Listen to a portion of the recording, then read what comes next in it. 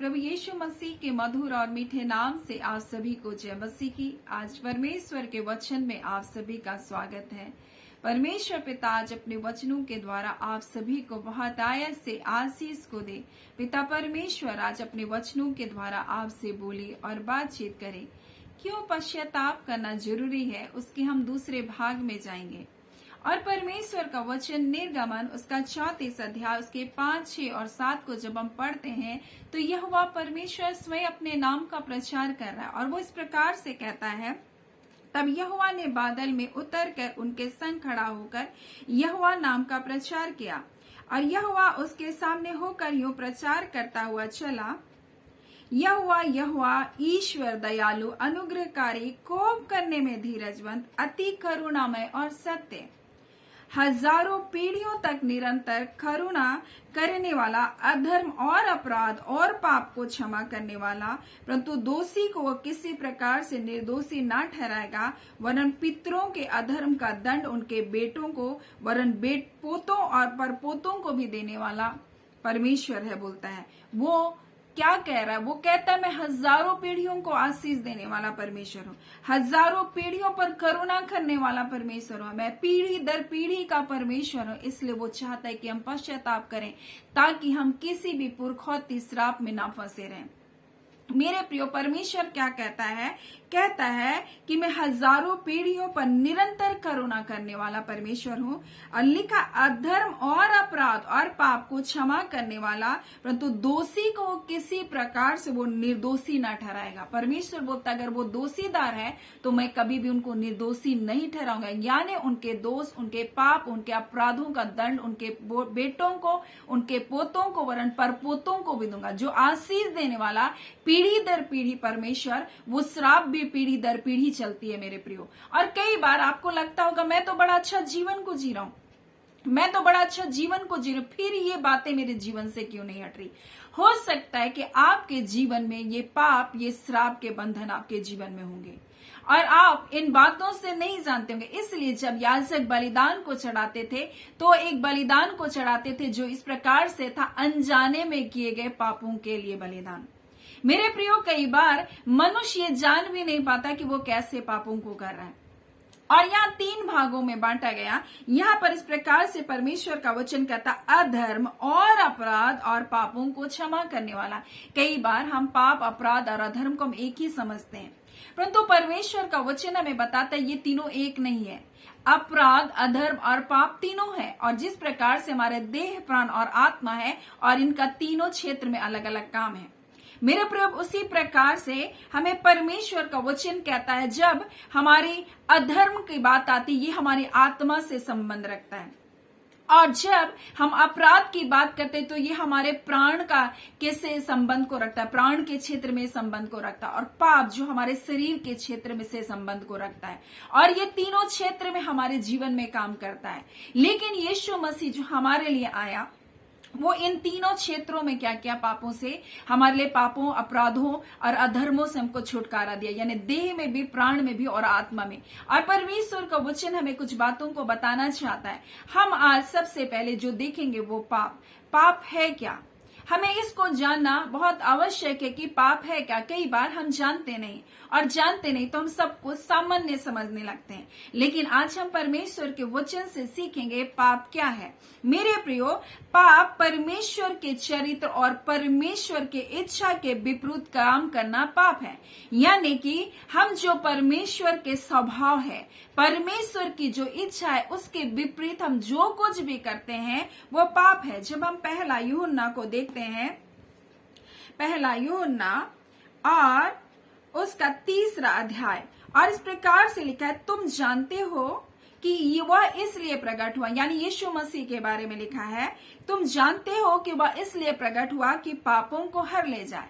तो यहाँ पापों के बारे में लिखा जा रहा, और लिखा है कि उसके स्वभाव में पाप नहीं था, यानी कि पाप जो है हमारे स्वभाव में काम करता है, हमारे चरित्र में काम करता है। इसलिए जब हम याकूब को पढ़ते हैं, याकूब और उसका 4 अध्याय और उसका 17 में, इसलिए जो कोई भलाई करना जानता है और नहीं करता ये उसके लिए पाप है। यानी कि अगर हम भलाई करना जानते हैं और भलाई नहीं करते तो ये पाप है। और पाप हमारे स्वभाव में, हमारे चरित्र में काम करता है। और परमेश्वर का वचन इस प्रकार से हमसे कहता है कि हमारे शरीर में क्या है, शरीर है, प्राण और आत्मा है। और प्राण के अंदर इच्छाएं और भावनाएं दोनों आती है। और इच्छाएं जो है हमारी आत्मा के ऊपर नियंत्रण करती है और भावनाएं जो होती है वो हमारे शरीर के ऊपर नियंत्रण करती है। इच्छाएं जो है हमारी आत्मा के ऊपर नियंत्रण करती है और भावनाएं जो है हमारे शरीर के ऊपर वो नियंत्रण करता है। और जब हम भावनाओं के बस में हम चले जाते हैं, हम अपने शरीर को क्या करते हैं, पापों की ओर ले जाते हैं। और ये पाप हमारे शरीर पर अधिकार करता है। क्रोध हमारे शरीर पर क्या करता है, कार्य करता है। हम क्रोधित होते हैं और किसी को मार देते हैं, हम शरीर से क्या करते हैं, घात करते हैं, और ये हमारे शरीर के ऊपर कार्य करता है। इसलिए परमेश्वर का वचन हमें इस प्रकार से कहता है कि पाप की मजदूरी क्या है, मृत्यु। यानी जब हम पाप करते हैं उसकी मजदूरी है, और पाप की मजदूरी क्या है, मृत्यु। और पाप क्या है, पाप ये है कि जो कुछ हम परमेश्वर के स्वभाव के विरुद्ध या उसकी इच्छा के विरुद्ध कर रहे हैं वो पाप है। और परमेश्वर का वचन हमें कुछ और बातों को भी बताना चाहता है पाप के विषय में। लिखा है जो अपने पड़ोसी को तुच्छ जानता है वो भी पाप है। फिर परमेश्वर का वचन कहता है जब मूर्खता के गलत विचारों को करते हैं वो भी पाप है। फिर परमेश्वर का वचन कहता है चिड़ी हुई आंखें, घमंडी मन, बोलता और दुष्टों की खेती, ये तीनों पाप में है। यानी कई बार हम घमंड अहंकार से भरे होते हैं, ये भी पाप है। परमेश्वर का वचन कहता है हम भलाई करना जानते हैं, लेकिन अगर हम भलाई करना जानते हैं और हम अपने भाई को जो दुर्दशा में हम देखते हैं और उसकी सहायता नहीं करते, ये भी पाप है। तो परमेश्वर का वचन क्या कर रहा है, पाप की मजदूरी क्या है, मृत्यु है। कुछ ऐसे पाप है जिसकी सजा मृत्यु नहीं है बोल रहा है, लेकिन कुछ ऐसे पाप भी है जिसकी सजा क्या है, मृत्यु है। परमेश्वर का वचन कहता है। और इसलिए परमेश्वर चाहता है कि हम पापों की क्षमा को प्राप्त करें। और इसलिए परमेश्वर का वचन कहता है वो परमेश्वर अपने नाम का प्रचार करते हुए कह रहा है मैं यहोवा मैं अनुग्रहकारी, दयालु, विलंब से कोप करने वाला, करुणामय परमेश्वर हूँ। मैं सत्य हूँ, वो कहता है। और कहता है मैं हजारों पीढ़ियों पर वो तय करुणा करता हूँ, लेकिन मैं लोगों के अपराध, अधर्म और पापों को, लिखा है, क्षमा करने वाला तो हूं बोलता है, परंतु दोषी को वो किसी रीति से निर्दोषी नहीं ठहराएगा। यानी वो क्षमा करने वाला तो है, लेकिन हम क्षमा मांगना ही नहीं चाहे तो क्या होगा। परमेश्वर तो क्षमा करना चाहता है, परमेश्वर तो क्षमा देना चाहता है।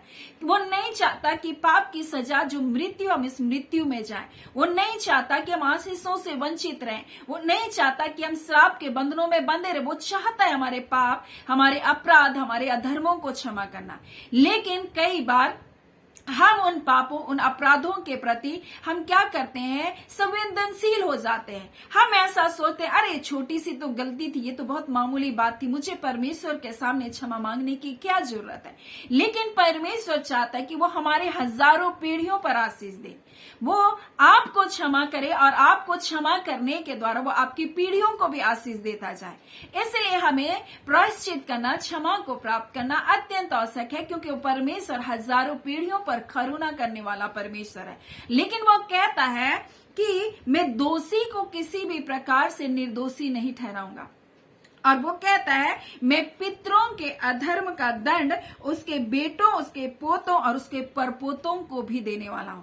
यानी परमेश्वर कहता है ये पीढ़ी दर पीढ़ी ये क्या है, दंड चला जाएगा। इसलिए तुम्हें प्रायश्चित करने का, तुम्हें पापों की क्षमा को प्राप्त करना आवश्यक है, क्योंकि पाप की मजदूरी तो क्या है, मृत्यु। और परमेश्वर का वचन कहता है सबने पाप किया है और हम सब परमेश्वर की महिमा से क्या हो गए थे, रहित हो गए थे। परमेश्वर का वचन इस प्रकार से हमसे कहता है, जब हम लोग रोमी को पढ़ते हैं तो इस प्रकार से लिखा है, रोमी और उसका 3 अध्याय उसके 23 में, इसलिए कि सबने पाप किया है और परमेश्वर की महिमा से हम दूर हो गए थे, परमेश्वर की महिमा से हम रहित हो गए थे।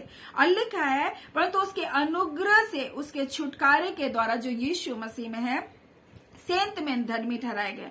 और उसे परमेश्वर ने उसके लहू के कारण एक ऐसा प्रायश्चित हमारे लिए ठहराया। यीशु मसीह हमारा प्रायश्चित है मेरे प्रियो, और उसी के द्वारा हमारे पापों की क्षमा होती है।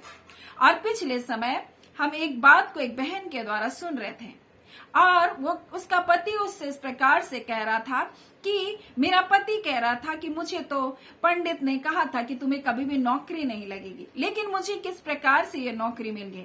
उसकी पत्नी ने कहा, जैसे हमने यीशु मसीह को मैंने स्वीकार किया, वो ना सिर्फ मेरे जीवन के श्राप के बंधन टूटे, परंतु तुम्हारे जीवन के श्राप के भी बंधन टूट गए और तुमको एक जॉब की आशीष मिली।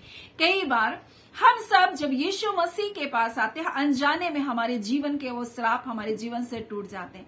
आपको पता भी नहीं चलेगा कि कैसे हमारे जीवन के श्राप टूट गए, और ये इसलिए होता है कि यीशु मसीह हमारा प्रायश्चित है।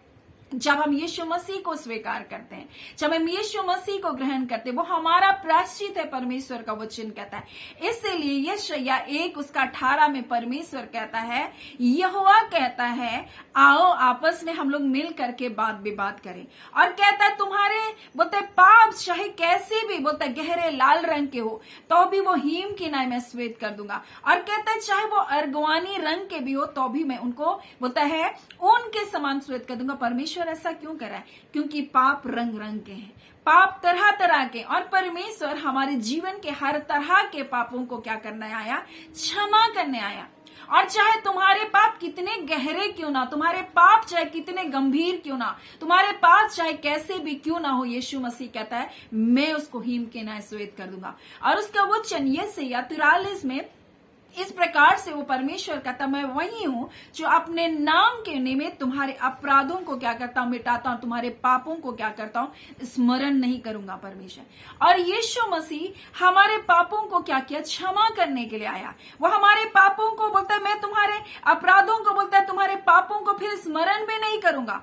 और इसलिए तो जब हम प्रेरितों के काम 9:19 को पढ़े तो इस प्रकार से लिखा है, मन फिराओ लौट आओ कि तुम्हारे पाप मिटाए जाए। मेरे प्रियो, पुराने नियम में पाप ढांपा जाता था, परंतु नए नियम में यीशु मसीह हमारे पापों को मिटा दिया। और इसलिए तो कहता तुम्हारे पापों को मैं फिर स्मरण नहीं करूंगा, याद नहीं करूंगा। परमेश्वर बोलता है वो मिटा दिए गए हैं।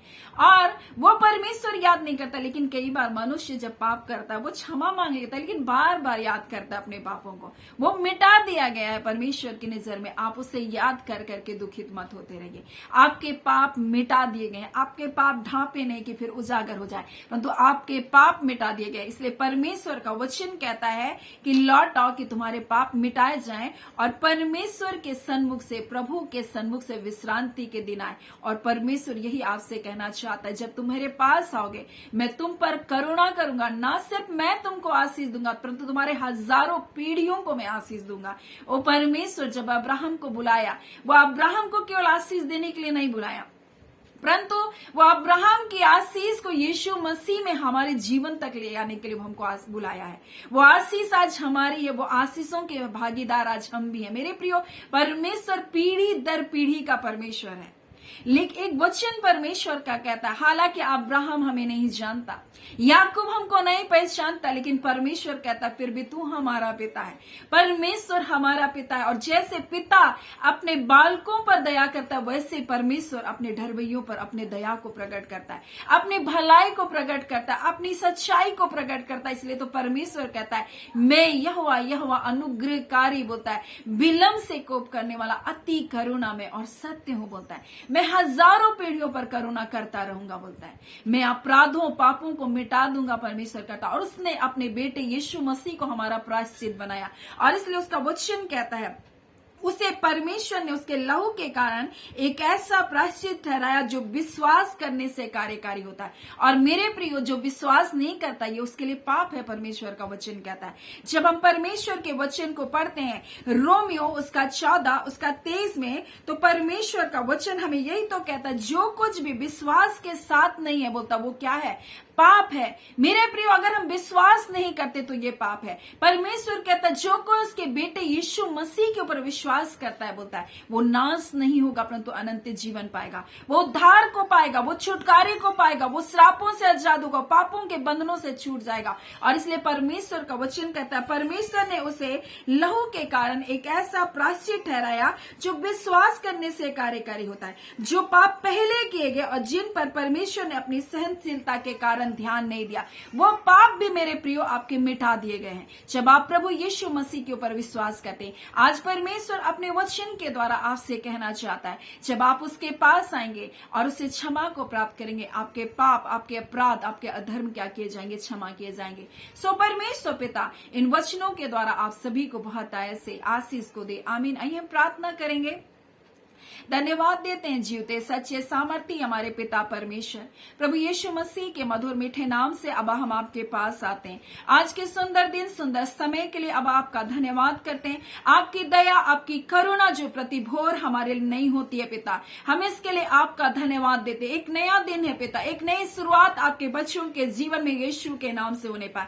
खुदान आपके बेटे यीशु के लहू से इनके पाप, इनके अपराध, इनके गुनाह क्षमा किए जाए। खुदान यीशु के नाम से प्रभु हर श्राप के बंधनों को हम तोड़ते हैं पिता। हम जय और छुटकारे की घोषणा करते हैं, बीमारी के ऊपर हम चंगाई की घोषणा करते हैं। आपका वचन कहता है प्रभु, जिसने हमारे अपराधों को क्षमा किया, हमारे रोगों से चंगा करने वाला परमेश्वर आप है। ऐ खुदा, इनके पाप, इनके अपराध, इनके अधर्म क्षमा किए जाए और यीशु के नाम से ये चंगाइयों को, छुटकारे को देखिए अपने जीवन में। हम इस बात की घोषणा करते हैं यीशु के नाम से पिता, जिन्होंने विश्वास किया आपके बेटे यीशु मसीह पर, जिन्होंने विश्वास किया पापों की क्षमा के ऊपर, आज हर बंधन को हम यीशु के नाम से तोड़ते हैं। खुदावन परमेश्वर पिता, एक बड़ी जय को अपने लोगों के जीवन में आप लेकर आ रहे हैं, एक बड़े छुटकारे को उनके जीवन में आप प्रकट करने जा रहे हैं। आपका धन्यवाद खुदावन परमेश्वर पिता, आपके लोगों के जीवन में आपकी शांति परमेश्वर, आपका आनंद राज्य करने पर हर निराशा के बंधन, हर विपरीत बातों के बंधन, हर प्रकार के निराशाओं के बोझ के बंधनों को तोड़ते हैं। हर ऐसी आत्मा जो उनकी आत्माओं के ऊपर प्रभाव को डालकर उनको बांध कर रखे, आज यीशु के नाम से सारे बॉन्डेज को तोड़ते हैं। अनुग्रहकारी जीवित सच्चा परमेश्वर, आज हर एक अंधकार के बंधन